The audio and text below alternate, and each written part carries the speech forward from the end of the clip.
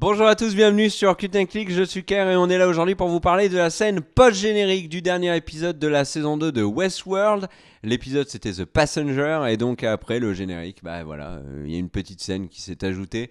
Une scène très intrigante, très déroutante et qui finalement, grâce à Lisa Joy et Jonathan Nolan, les deux créateurs de la série, prend un peu plus de sens et moi j'ai une interprétation de cette scène qui je l'espère est la bonne et qui me paraît très claire, donc j'espère ne pas être dans le faux. En tout cas on va vous en parler dans cette vidéo.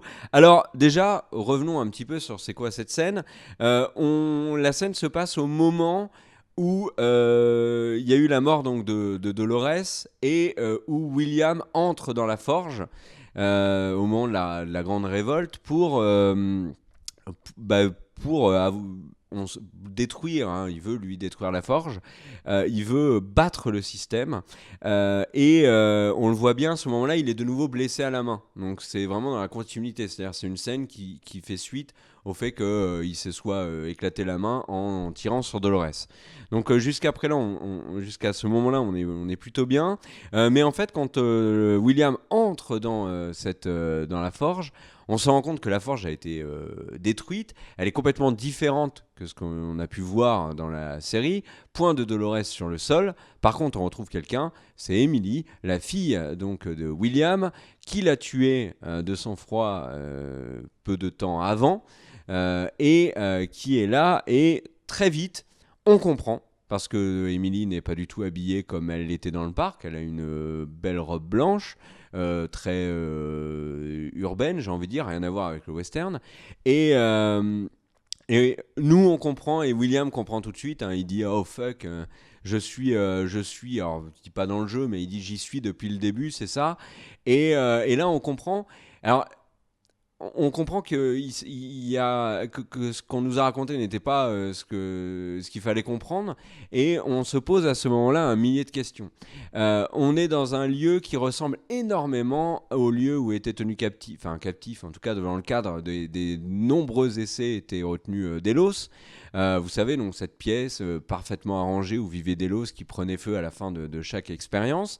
Là, on a l'impression véritablement que l'homme en noir, William, vit cette expérience, mais lui, grandeur nature, c'est-à-dire qu'il revit finalement tout le parc, et j'ai même envie de dire, est-ce qu'il ne va pas aller jusqu'à revivre sa vie et qu'il l'amène jusqu'à un moment clé, et ça, on en parlera après. Le truc, c'est qu'une fois que cette scène est terminée, on se dit, mais alors qu'est-ce que ça voulait dire ? Est-ce que ça voulait dire que finalement toute la révolte c'était du pipeau ? Est-ce que tout ce on est où ? Qui est réellement vrai ? Qui est mort ? Qui ne l'est pas ? Qu'est-ce qu'on a vu qui était réel ou pas ? Il y a plein de questions qui explosent dans notre tête à ce moment-là. Et en fait, c'est très frustrant. Moi, je suis sorti de cette scène post-générique en me disant, mais en fait, c'est vraiment la scène post-générique que je ne voulais pas voir. C'est-à-dire, on me balance du mystère, on ne m'apporte aucune explication, et débrouille-toi bonhomme, et puis attends tranquillement la saison 3. Or, je pense que Lisa Joy et Jonathan Nolan l'ont parfaitement compris, cet élément, parce qu'ils ont dû comprendre qu'il manquait un élément pour pouvoir commencer à essayer de comprendre cette scène. Cet élément, ils l'ont dit en interview, ils ont expliqué que cette scène post-générique était, au niveau des timelines, l'élément le plus éloigné. Donc, indéniablement dans le futur. Ça peut être très longtemps après les événements qu'on a vécus. Alors voilà comment moi je analyse cette scène.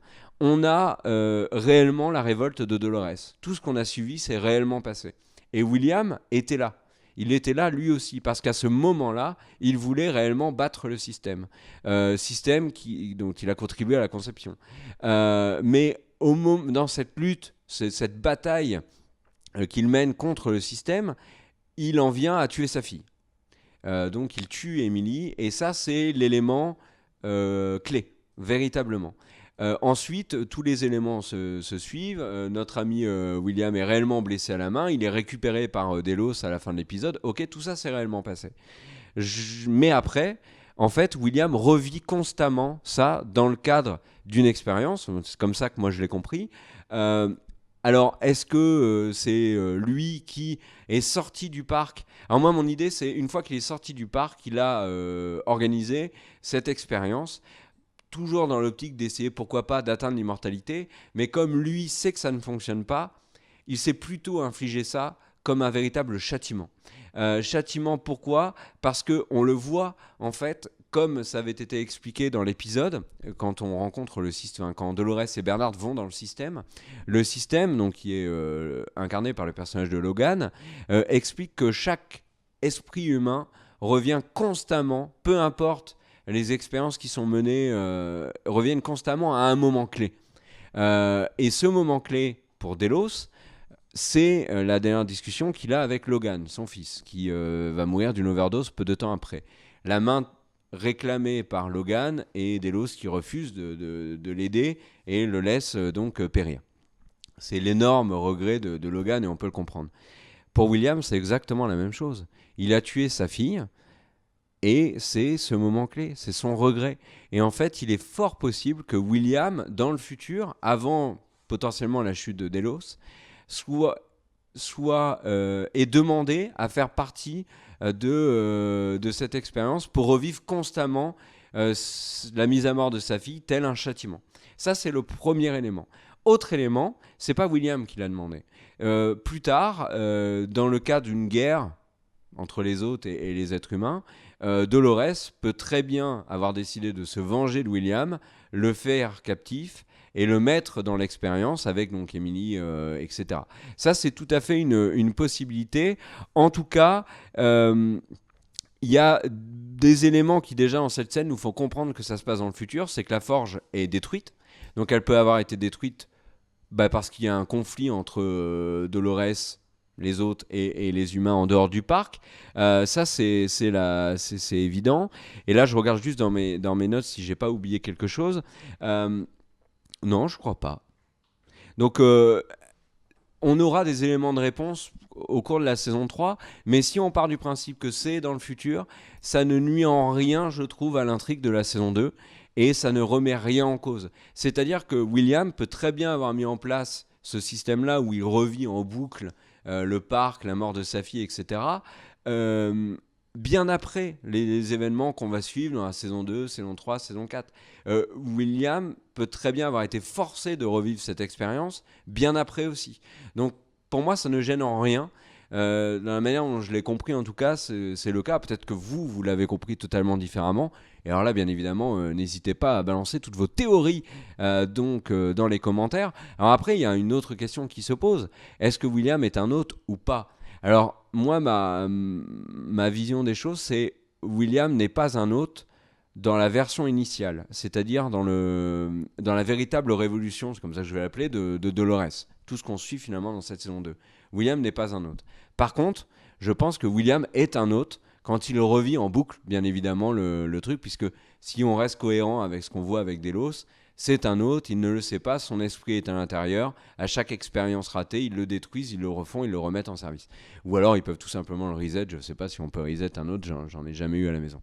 Donc voilà, on n'a pas encore la réponse de William est-il un hôte ou non. Certains, dans des articles, théories, analyses, etc., affirment que non, d'autres affirment que oui. Moi je pense qu'on n'en sait rien du tout et que c'est trop tôt pour le savoir. En tout cas, cette scène post-générique aura été frustrante dans son état brut, j'ai envie de dire, et beaucoup plus cohérente et rassurante aussi, une fois que Lisa Joy et Jonathan Nolan, en interview, ont très clairement dit que ça se passait dans le futur. Donc voilà pour cette analyse de la scène post-générique. J'espère que la vidéo vous a plu. N'hésitez pas à partager la vidéo, à balancer des petits commentaires, à nous suivre sur les réseaux sociaux. Et puis, si vous aimez vraiment la chaîne et que vous voulez nous soutenir, il y a également le Tipeee qui est en lien dans la description de la vidéo. Je vous dis à tous et à toutes une bonne fin de journée. Des bisous. Ciao!